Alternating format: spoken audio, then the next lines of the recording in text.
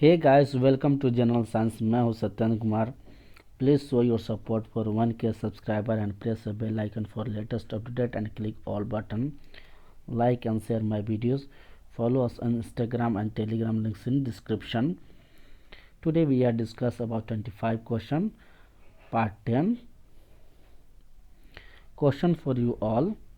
केन Betwa link नहर किस राष्ट्रीय उद्यान से गुजरती है? केन बेतवा लिंक नहर किस राष्ट्रीय उद्यान से गुजरती है? ए पन्ना राष्ट्रीय उद्यान, बी बांधवगढ़ राष्ट्रीय उद्यान, सी कान्हा किसल राष्ट्रीय उद्यान, या डी सतपुड़ा राष्ट्रीय उद्यान। तो इस प्रश्न का उत्तर आप लोग कमेंट बॉक्स में कमेंट करें। लेक्चर के अंत में इस आंसर को प्रोवाइड कर दिया जाएगा।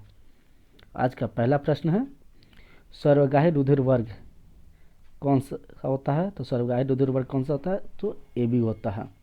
प्रश्न 2, सर्वदाता रुधिर वर्ग कौन सा है? सर्वदाता रुधिर वर्ग कौन सा है? तो ओ है।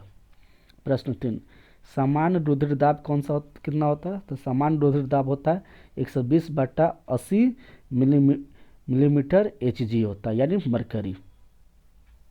प्रश्न 3।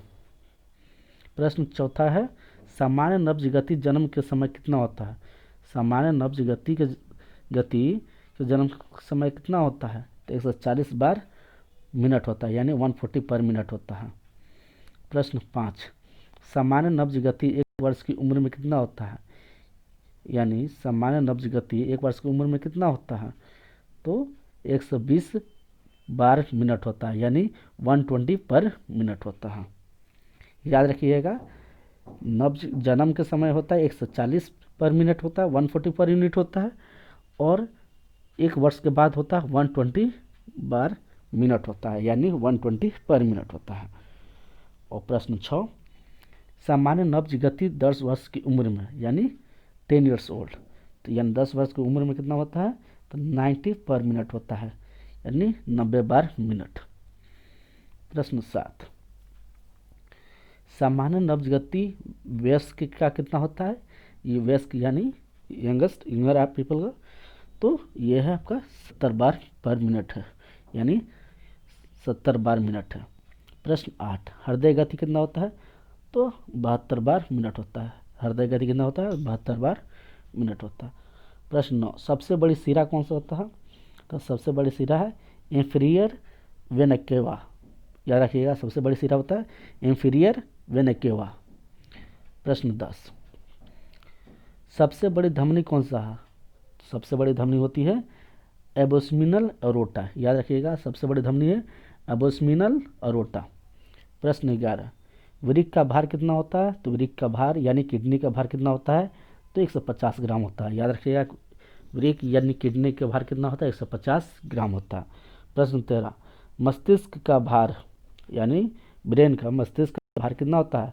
तो 1220 से लेकर 1400 ग्राम के बीच होता है। याद रखिएगा, मस्तिष्क का भार होता है 1220 से लेकर 1400 ग्राम। प्रश्न 13, मेरुदंड की लंबाई कितनी होती है?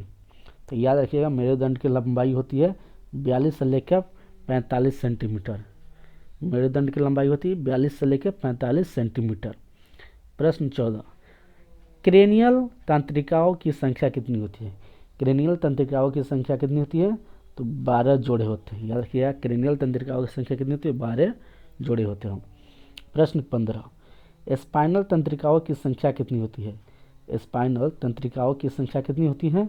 तो 31 जोड़े होते हैं। स्पाइनल तंत्रिकाओं की संख्या कितनी होती है? 31 जोड़े होते हैं। प्रश्न 16, सबसे लंबी तंत्रिका कौन सी है? तो सबसे लंबी तंत्रिका है सिएटिक। याद रखिएगा, सबसे लंबी तंत्रिका है सिएटिक। प्रश्न 17, सबसे पतली एवं छोटी तंत्रिका कौन सी है? सबसे पतली एवं छोटी तंत्रिका है ट्रोकिलियर। याद रखिएगा, ट्रोकिलियर। प्रश्न 18, सबसे बड़ी तंत्रिका कौन सा है? तो सबसे बड़ी तंत्रिका है ट्राइजिमनियल। कौन सा होता है? ट्राइजिमनियल। प्रश्न 19, सबसे बड़ी कोशिका कौन सी है? सबसे बड़ी कोशिका है तंत्रिका कोशिका। याद रखिएगा, सबसे बड़ी कोशिका कौन है? तो तंत्रिका कोशिका।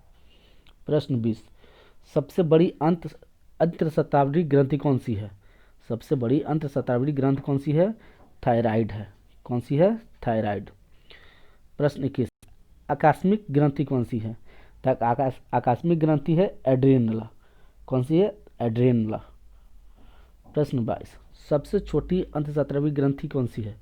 तो सबसे छोटी अंतःस्रावी ग्रंथि कौन सी है? तो पिट्यूटरी ग्रंथि है।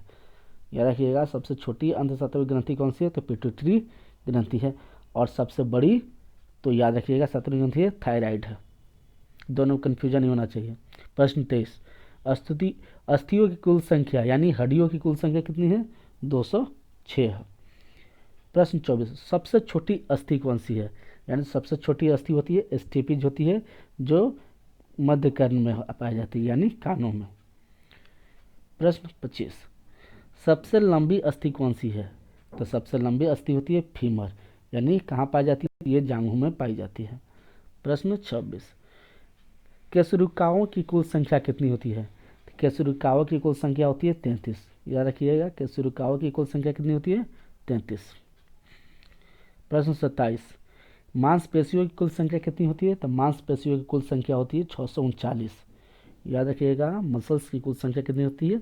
639।